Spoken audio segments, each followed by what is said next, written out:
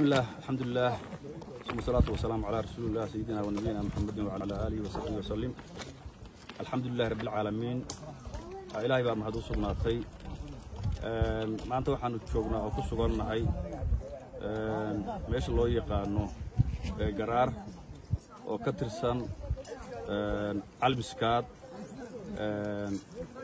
عيدا كان كم مغلوة عيدا كجيسياشة بنتلان meelo fara badan bay isaga yimaadeen ciidankani waxa ay halka u marayaan oo har iyo habeen u soconayaan waxa weeye in ay dadkooda iyo diintooda iyo dalkooda difaacaan oo ka difaacdaan khawaarijta ku soo duushay oo wadamada maartay adduunka ka kala yimid waxa la aad iyo aad u mahadsantiin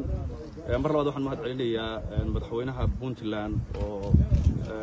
hogaaminaya howlgalkan ka socda calbiskaad iyo shacabka reer Puntland iyo Soomaali oo dhan oo ciidanka la garab taagan hiil iyo hoo dhiig iyo dhaqaalaba la dhinac taagan ayagana waxaan leeyahay aad ba u mahadsantihiin waxaan u sheegaynaa marka ummadda reer Puntland iyo ummadda Soomaaliyeed khawaarijtu dadku waxay ku tiraahdaa ciidankani maalmo meesha joogaya waana noqonaya waxaan u sheegaynaa inaan noqonayn inaan joogi doono inaan saldhigiya ka samaysan doono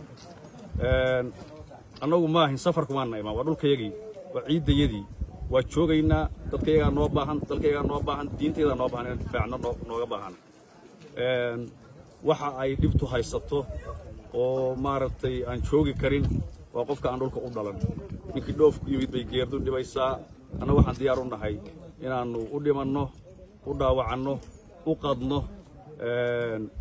qorraxda iyo qobadana aan u taagnaano haddii allah wada la idmo anigu waxaan ka imid waxaan gudoomiyaha garacad baan ka imid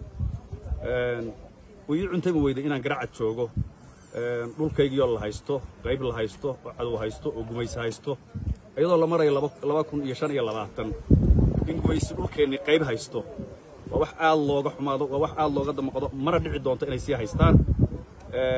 waxa lagu maamaaso Soomaaliya ku maamaadaa gudin yahay imaad goyseena gobolkayba ku jira ajnabi nooma yimaadeen namana soo haweysteen wuxuu noogu soo gabaday kuwa annaga ah oo dulaysan uu noogu soo gadbaday waana ka sifayn doonaa haddii Allah awood la u idmo inta qof khawaarij uu ku nool yahayna ka tagi mayno mana ka tagi doonaba salgiyaan ka samaysanana waa dagi doonaa rag baa raba hadda inay guriga ka dhistaan oo magaalooyinkii ay deganaayeen ka soo guuraan xaasaskoodii carruurtooda halka u soo qortaan oo degaan ka dhigtaan insha Allah marka howlgalkani waa soconaya waana guulaysan doonaa inta yar oo harsanna waa daba joognaa waana soo afjari doonaa haddii Allah wada la idmo aad iyo aad baan dhamaantiin islaamaya assalaamu calaykum wa rahmatullaahi wa barakaatuh.